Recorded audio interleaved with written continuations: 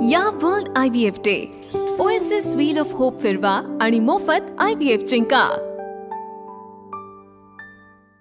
लक्ष्मणराव हाके साहेब, तुम्हाला माझं सांगणं आहे, तुम्ही जी बार जे दादावर जे वक्तव्य करतात, बेताल वक्तव्य करायला लागलात, तुमच्या जे पोटामध्ये जर पोटसूळ उठलंय दादाबद्दल, जरा थांबवा। तुम्हाला माझं एकच सांगणं आहे, बीड जिल्ह्यामध्ये प्रकाश दादाने धनगर समाजाला, उभी समाजाला काय न्याय दिलाय, तुम्हाला नाव घेऊन तुम्हाला मी सांगू इच्छितो आणि सांगतो। मी तुम्हाला जिल्हा परिषद अध्यक्ष पिंगळताईला बसवलं, दुसरे कल्याणराव आबूदला सभापती केलं, पुन्हा प्रभाकर वाघमारे यांना सभापती केलं, जिल्हा परिषद सदस्य बबन सर्वदे यांना जिल्हा परिषद संधी दिली, पुन्हा गवते सरांना संधी दिली, पुन्हा स्थानिक स्वराज्य संस्थांमध्ये नगरपालिकेमध्ये धारूर शहरामध्ये नगरपालिकेचे पक्षाची उमेदवारी दिली।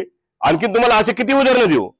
त्यांच्या मतदारसंघापुरता धनगर समाजाला, उभी समाजाला ते न्याय देत आहेत आणि आम्ही जवळून त्यांचे कार्यकर्ते, आम्ही तर आम्हाला असं कुठेही तुझा भाव केल्यासारखं आम्हाला कुठं जाणवत नाही। तुम्ही विनाकारण बेताल वक्तव्य करून विनाकारण स्वतःची प्रसिद्धी मिळवून घेऊ नका आणि दादाबद्दल विनाकारण असं वक्तव्य असं करून साठी बुद्धी नादी हे सुद्धा तुम्ही वक्तव्य केले। त्यांची जरी साठी झाली असती तरी तुमची बुद्धी मात्र तर नाटे झालेली आहे, हे मी तुम्हाला स्पष्टपणे सांगतो। बेताल वक्तव्य कराल तर तुम्हाला धनगर समाज, उभे समाज तुम्हाला महाराष्ट्रामध्ये फिरू देणार नाही। जरा बंद करा थोडं, जरा दादाबद्दल बोलणं। आता तुम्ही तर काही बोलायला, तुम्ही जास्त प्रसिद्धी मिळाली तुम्हाला तर दादाबद्दल कुठं बुद्धिभ्रष्ट झाली, कुठं काय झाली? अहो, त्यांचं राजकारण किती, तुमचं वय काय, तुम्ही बोलताय काय त्यांना? हे तुम्हाला शोभलं पाहिजे। तुमचं जेवढं वय आहे तेवढं त्यांचं राजकारण आहे। काय इशारा असेल? नाही, आमचा त्याला एकच इशारा आहे की तुम्ही पश्चिम महाराष्ट्र राजकारण करा, बीड जिल्ह्यामध्ये मराठवाड्यामध्ये करू नका आणि कोणाची ते काहीतरी सुपारी घेऊन बोलू नका।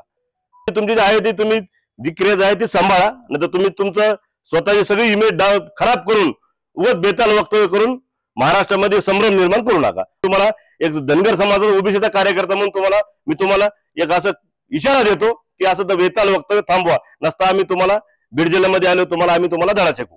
नाही, माफी तर तुम्ही तुमच्या स्वतःच्या मनानेच माफी मागा। हे वक्तव्य मी चुकीचं केलं म्हणून तुम्ही माफी मागा, माफीनामा काढा, म्हणजे महाराष्ट्राला कळेल की खरोखरच आज तुम्ही जे बोलताय ते 100% चुकीचं आहे। या world IVF day OSS wheel of hope फिरवा आणि मोफत IVF जिंका।